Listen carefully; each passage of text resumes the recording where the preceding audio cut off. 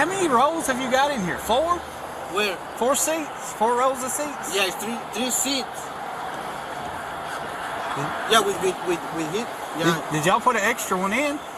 Huh? Did y'all put another one in? No. Did it come like this? This is the truck. I've never seen one with that many seats in it. What you say? It's my boss. I said I've never seen one with that many seats in it. Oh, really? Yeah. That's why I was asking if you'd put an extra one in. No, it's the same. Like this. Okay. Nothing illegal? Nothing, sir. No drugs or anything? No herb. Nothing illegal. Okay. If I run my dog, will he tell me anything? Fine. And first at 5, we continue our breaking news coverage of the return of Kilmar Abrego Garcia to the U.S. to face criminal charges. Thank you for joining us tonight. I'm Megan Clark. And I'm Carl Willis. Abrego Garcia was mistakenly deported to his native El Salvador after living in Maryland for more than a decade. He illegally entered the U.S. An immigration judge put Abrego Garcia's deportation on hold, allowing him to stay here. Now, the Justice Department claims he has ties to a violent gang, and that's why he was deported. Several lawsuits were filed to try to bring him back to the U.S., leading to a lengthy legal battle. And he's now been returned to the U.S. to face human smuggling charges in Tennessee. Our Tom Rousey is joining us live now with the latest on this case and what you've been learning today, Tom.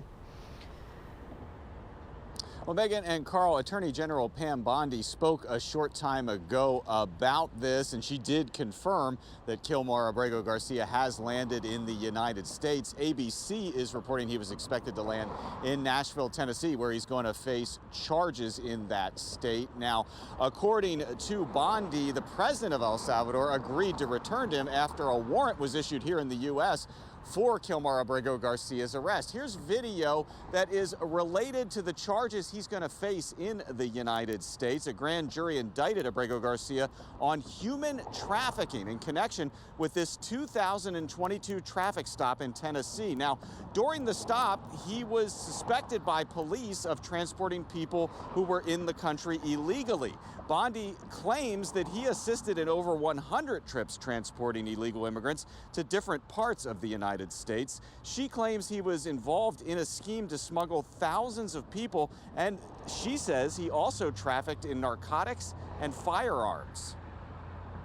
The grand jury found that over the past 9 years, Abrego Garcia has played a significant role in an alien smuggling ring. They found this was his full-time job, not a contractor. He was a smuggler of humans and children and women. He made over 100 trips, the grand jury found, smuggling people throughout our country. MS-13 members, violent gang terrorist organization members throughout our country. Thousands of illegal aliens were smuggled.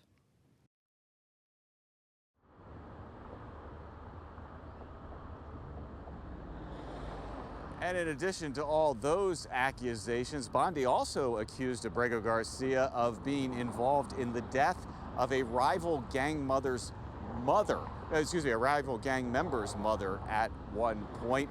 Now, Abrego Garcia has had a number of run-ins with law enforcement over the years, but this is the first time he has ever faced official criminal charges in the United States related to any of those run-ins. The attorney for Abrego Garcia put out a statement not too long ago saying at that point he wasn't even aware that his client was coming back to the United States, but we hear that the family of Abrego Garcia is actually going to participate in a press conference soon, giving their side of all these things after all these accusations made by the U.S. Attorney General. Reporting live in D.C., Tom Rousey, 7 News.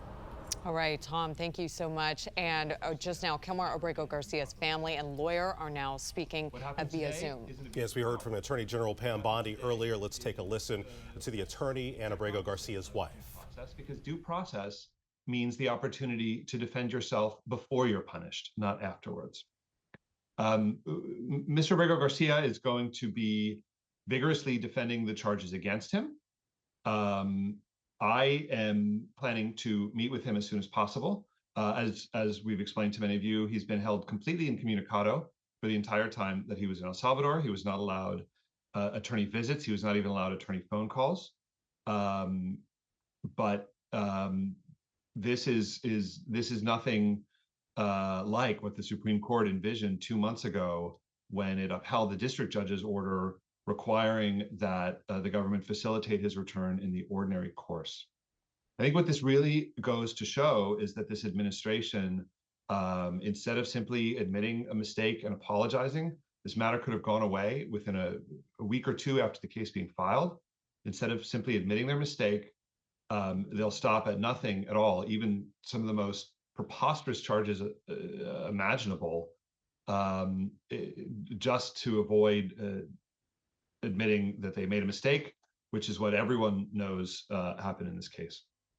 That's all I have to say for now, but I'll be happy to take some questions at the end. Thank you, Simon. Next on the speaker lineup, we have Amma Frimpong. She is Legal Director of CASA. Thank you and good evening, everyone. Almost 3 months ago, the Trump administration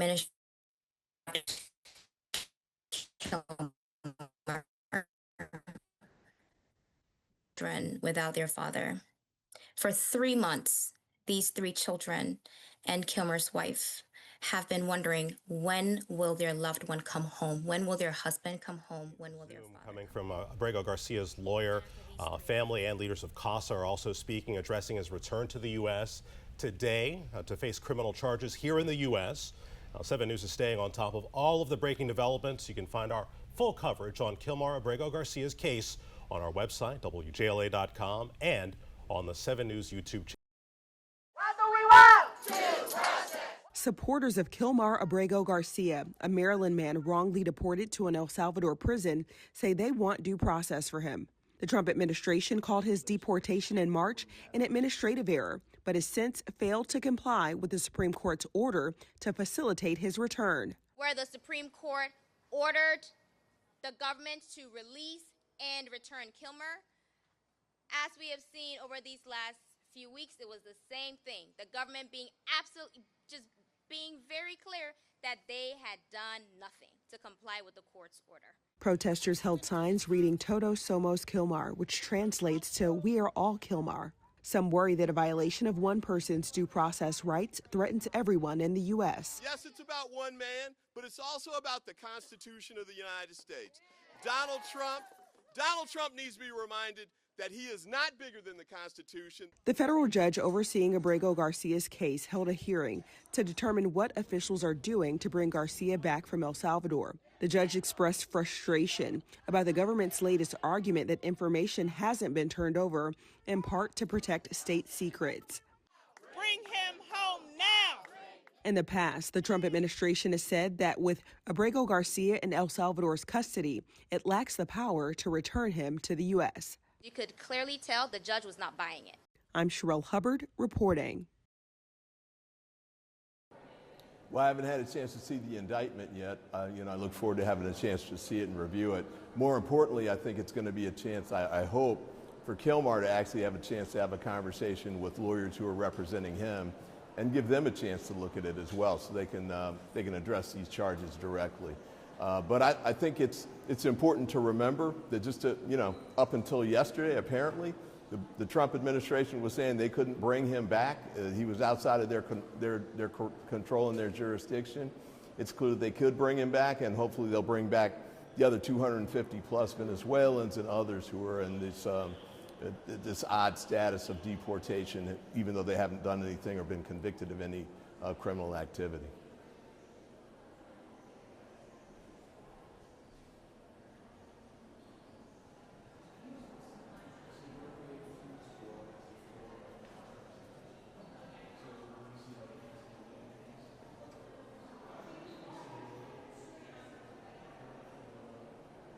I didn't know that there were going to be federal charges, although there was speculation about a variety of things that they might try and do to frankly try and get this off their plate.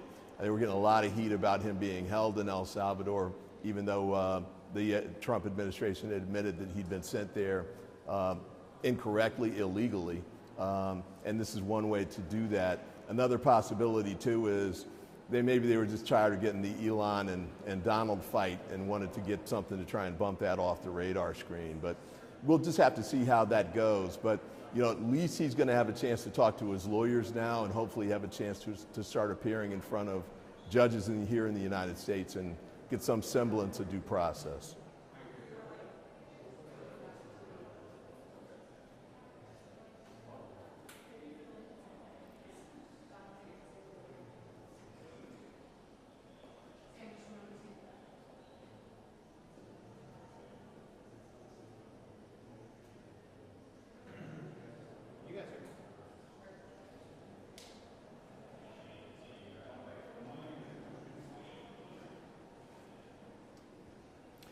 Well, I don't know one way or the other. I'm certainly not confident that the Trump administration is not using the Department of Justice to carry out its political ends here. I mean, we've seen what they've done in other scenarios, for example, with respect to the Eric Adams matter. And there are cases in the Eastern District of New York where there are questions that have been raised about them deporting individuals who are facing charges back to El Salvador, potentially to keep them from testifying in a way that would embarrass President Bukele down in El Salvador. But I think we just have to wait and see what's going on with it. But no, I'm not comfortable that the Trump administration is handling this in an above-board way.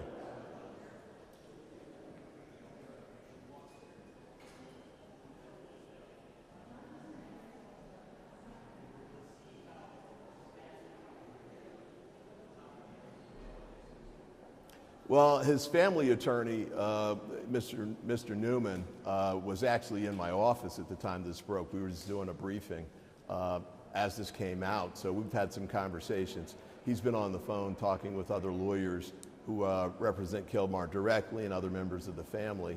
But, I mean, everybody's still sorting it out, especially since we haven't seen any charging documents yet. So it's a little early for us to be, for them at least, to be trying to form any kind of opinions about how this might proceed. But I do think that at least it's clear now that the Trump administration can bring these people back. Yes, and I really think that they need to get moving on that too. The courts are pushing them to do it. The Supreme Court told them to do something with respect to Kilmar weeks ago. It's unfortunate. They think they got to, charge him with criminal charges before they do it. But, again, at least it's a step in the right direction from the standpoint of him at least having a chance to be seen by his attorneys and get into a United States court.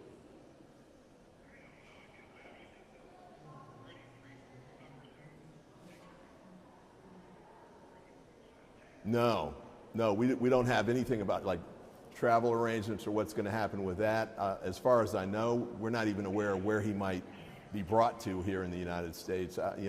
If he's been charged in, I think it's Tennessee, one would think he would be taken there so he could have his initial appearance before that in that federal courthouse, but I don't really know for sure what they're going to do.